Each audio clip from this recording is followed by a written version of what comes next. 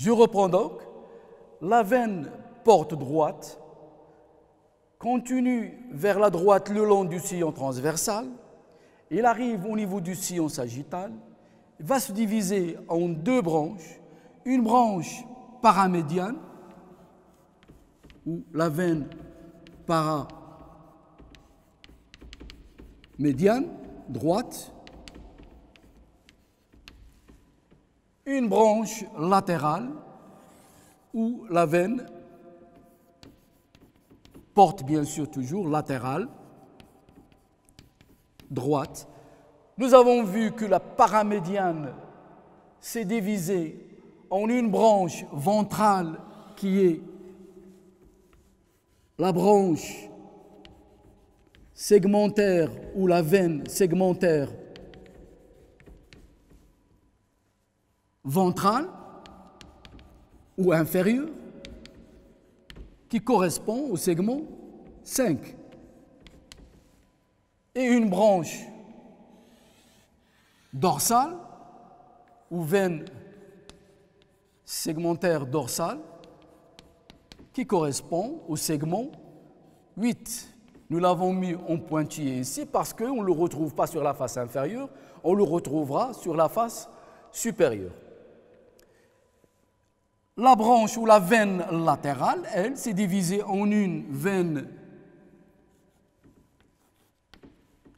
ventrale latérale droite, ou veine latérale, veine segmentaire pour être plus précis, veine segmentaire latérale ventrale ou inférieure, et une veine segmentaire latérale dorsale qui correspond au segment 7. La ventrale correspond au segment 6. Du côté, si on veut légender, du côté droit, c'est donc par rapport à la suture le foie droit qui contient 3 lobes, lobe carré, lobe codé et le lobe gauche. Les veines ont été distribuées comme on l'avait vu. La veine porte gauche qui a donné une veine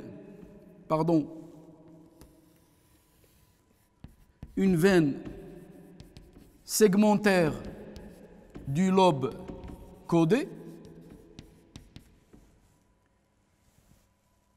Il a continué son chemin jusqu'au niveau du sillon sagittal gauche, où il a donné une veine latérale gauche, laquelle veine latérale gauche s'est distribuée en une veine segmentaire dorsale ou supérieure qui correspond au segment 2 et une veine segmentaire latérale dorsale, ventrale ou inférieure qui correspond au segment 3. Ainsi donc, et par opposition au côté droit, nous avons également un secteur paramédian gauche et un secteur latéral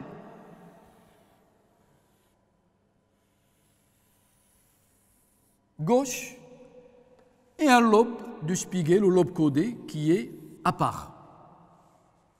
Les différents secteurs sont drainés ou sont vascularisés par des veines qui soient latérales ou veines antérieures, comme ici, et qui se terminent par des veines segmentaires. Nous avons ici les veines segmentaires du lobe carré. Ainsi donc, si l'on suit cette distribution veineuse, portale, ces différents segments sur cette face sont disposés dans un sens contraire aux aiguilles d'une montre, en partant du premier segment, qui est le segment du lobe caudé, vers le segment 2, dorsal, le segment 3, ventral, le segment 4 du lobe carré, le segment 5, ventral, le segment 8, il est dorsal, et le segment 6, ventral, le segment 7, dorsal. Cette distribution ascendante trouve son corollaire, c'est normal. Reportez-vous au schéma du lobule hépatique. Les veines, les artères afférentes ont toujours un corollaire hépatique, qui est la veine centrolobulaire. On a dit que ces veines centrolobulaires se confluent entre elles pour former les veines hépatiques. Et par conséquent, la distribution portale inférieure trouve son corollaire à la manière de l'enchevêtrement du doigt de deux mains. En haut, les veines hépatiques. En bas, la division portale. Ils sont enchevêtrés et correspondantes. Ainsi, on peut représenter juste un côté. Par exemple, du côté droit, vous avez le segment dorsal 7 qu'on retrouvera à ce niveau-là, à la face dorsale. Et j'utiliserai une couleur un peu plus claire. Il est bien sûr sous la dépendance de la veine segmentaire latérale dorsale. Et en bas, vous avez le segment 6 qu'on ne retrouvera pas ici, qu'on ne pourra pas voir puisqu'il est à la face inférieure. Ici, c'est un segment continu. Et là, vous trouverez un segment discontinu, c'est le segment 6. Les deux veines segmentaires correspondent à la veine latérale droite, qui elle aussi, elle est séparée de la veine paramédiane. Cette veine paramédiane, nous l'avons vue ici dans le secteur paramédian. Elle a donné un segment 8 dorsal. C'est le segment 8 par une branche de la paramédiane, une branche segmentaire, et un segment 5 qu'on ne pourra pas voir ici, c'est le segment en pointillé, c'est le segment 5. Donc vous voyez, on peut par transparence voir la distribution de ce qui est en bas et de ce qui est en haut. J'ai juste rempli les veines en trait plein des segments qui sont dorsaux. Les segments dorsaux ici à droite, c'est le segment 8 et le segment 7 qu'on retrouve ici.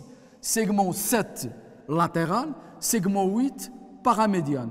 Et les segments ventraux qu'on ne voit pas ici, c'est pour cela que je les ai mis en pointillé. C'est le segment 6 qui est latéral et le segment 5 qui est paramédian. La même chose se fait du côté gauche. Cette segmentation, je vous le rappelle, est une segmentation qui est intéressante au point de vue diagnostique, très connue par les échographistes, les radiologues, parce que l'échographie nous donne exactement la situation de n'importe quelle anomalie au niveau de chaque segment à part, et donc on est obligé de la connaître. Elle est intéressante aussi au point de vue chirurgical, parce qu'il nous a permis de faire des résections des parties malades à part, et donc vous devinez bien que si on a une pathologie, par exemple tumorale ou autre, dans une partie, on va enlever tout le segment correspondant et on ne peut pas enlever juste la partie. Des fois, on est obligé d'enlever, selon la scissure principale, tout un foie droit ou un foie gauche.